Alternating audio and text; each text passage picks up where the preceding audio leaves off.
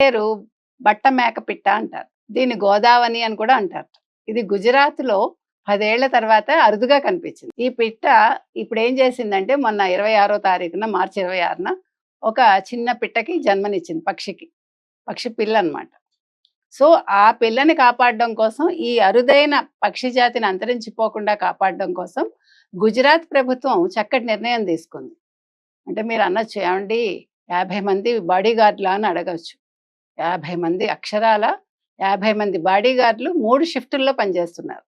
చాలా అంటే మీకు వాళ్ళకి బైనాక్యులర్స్ ఇచ్చి, తర్వాత చాలా సర్వేలెన్స్ లెన్స్ అంటారు. అట్లాంటివిచ్చి, అంటే ఎవ్వరు కూడా అంటే చీమ చిటుక్కుమన్నా గూడా వాళ్ళకి తెలిసిపోతుంది.